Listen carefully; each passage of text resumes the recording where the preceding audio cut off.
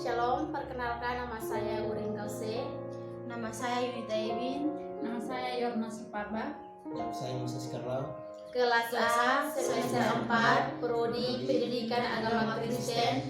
Kami mahasiswa dari kampus Institut Agama Kristen Negeri Kupang. Melalui video ini kami akan memaparkan materi tentang aborsi. Jadi video kali ini juga merupakan tugas ujian akhir semester dari mata kuliah Pendidikan Agama Kristen Pemuda. Ya baik, materi kami tentang aborsi menurut pandangan umat Kristen. Pengertian dan larangan menurut agama Kristen dan Alkitab.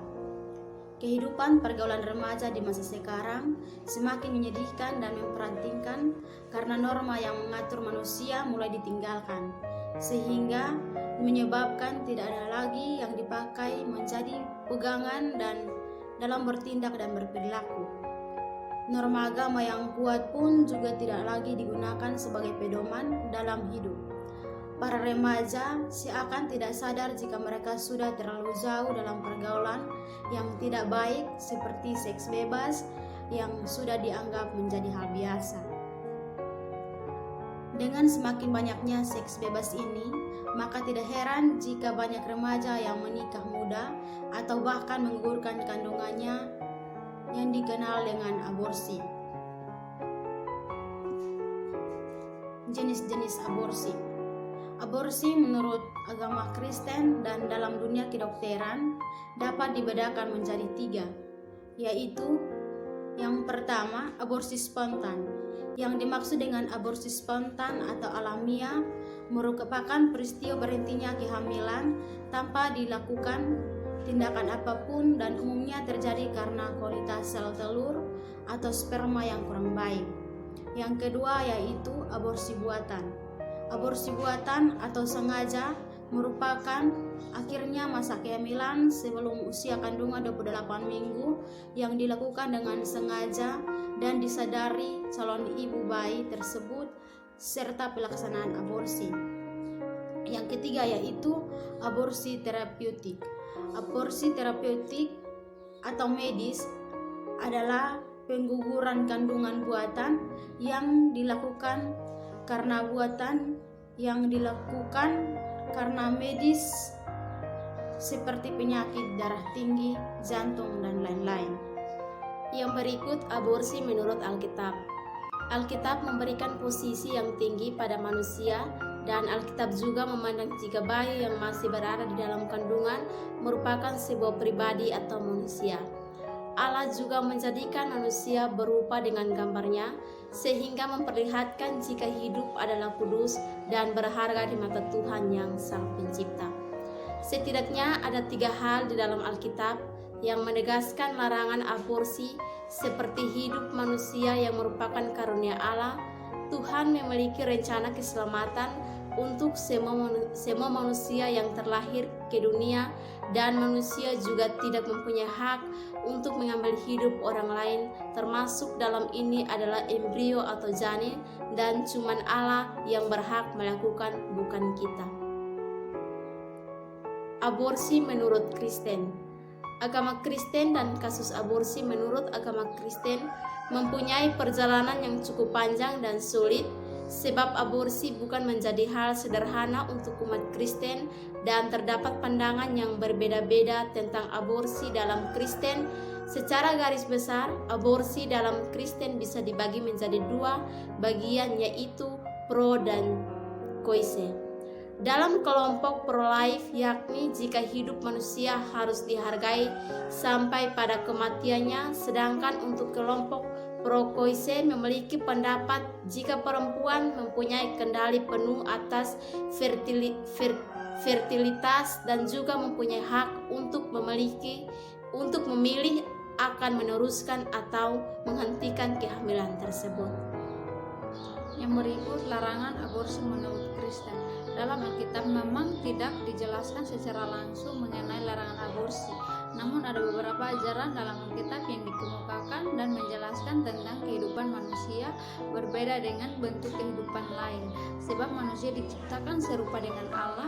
Berikut ini adalah larangan aborsi dalam Kristen dan ajaran Alkitab. Yang pertama, aborsi berarti menolak keadilan Tuhan. Yang kedua, aborsi merupakan perbuatan terkutuk. Yang ketiga, aborsi adalah tindakan dosa. Yang keempat, aborsi melanggar hak asasi manusia. Yang kelima, aborsi adalah kejahatan manusia. Yang keenam, aborsi menjadi dosa tidak terampuni. Akibat dan bahaya aborsi menurut Kristen. Penolakan gereja, seseorang yang melakukan tindakan aborsi akan secara otomatis mendapatkan ekskomunikasi atau penolakan komunikasi anggota sebuah gereja, dan ini hanya bisa terhapuskan dengan melakukan pengakuan dosa dan juga mendapatkan pengampunan. Yang kedua, segi jasmani. Tindakan aborsi akan menimbulkan masalah jasmani seperti pendarahan atau infeksi, bisa menimbulkan kematian atau kemandulan. Yang ketiga, dalam agama Kristen Katolik, pelaku tindakan aborsi hanya bisa menerima pengampunan dari dosa yang terjadi karena melakukan aborsi melalui uskup eparkis saja. Yang keempat, Bulla Efranatem memberikan penetapan penalti untuk segala macam bentuk aborsi tanpa membedakan alasannya. Dalam dekret ini dinyatakan jika siapapun yang melakukan aborsi, apapun bentuknya, maka perlu mendapatkan hukuman seperti pembunuhan yang sebenarnya. Berikut tujuan dan alasan remaja memilih untuk aborsi. Yang pertama, faktor ekonomi. Yang kedua, kesehatan. Yang ketiga, ketidaksiapan. Yang keempat, penolakan terhadap bayi yang dikandung atau menutup malu. Pendapat kelompok kami mengenai dengan penyebab terjadinya aborsi. Yang pertama, laki-laki tidak bertanggung jawab. Yang kedua, takut ketahuan orang tua. Yang ketiga, masih dalam bangku pendidikan. Yang keempat, tidak mampu menerima tempiran dari orang tua atau dari orang lain. Yang kelima, kesepakatan bersama. Yang keenam, hamil di luar nikah. Yang ketujuh, ketidakmampuan ekonomi. Yang kedelapan, kurangnya dukungan dari keluarga. Yang kesembilan, masalah dengan pasangan. Yang ke-10, faktor usia. Jadi dari materi yang telah kami paparkan, maka kami kelompok dapat menarik kesimpulan bahwa pada zaman milenial saat ini, pergaulan bebas semakin merajalela seiring dengan berkembangnya teknologi dan sosial media, sehingga mengakibatkan pergaulan bebas dapat mengakibatkan kehamilan yang tidak diharapkan, akan mengiringkan seorang wanita pada pilihan aborsi atau menggugurkan kandungan. Aborsi juga memiliki risiko bagi pelakunya yang paling fatal, yaitu berakhir pada kematian.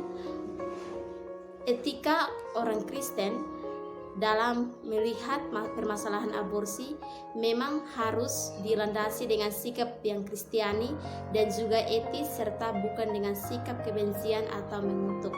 Dari sekian banyak larangan tentang aborsi yang sudah dijelaskan, maka ini mengartikan jika aborsi memang merupakan hal yang dilarang dan merupakan tindakan dosa, tetapi kita diajarkan untuk terus membela kekudusan dari hidup manusia, khususnya pada bayi yang dilahirkan tanpa dosa dan tidak berdaya tersebut. Baik, demikian hasil pemaparan atau penjelasan materi dari kami kelompok 7. Kiranya dengan materi yang kami paparkan atau kami jelaskan boleh bermanfaat dan menambah wawasan bagi kita semua. Terima kasih dan shalom.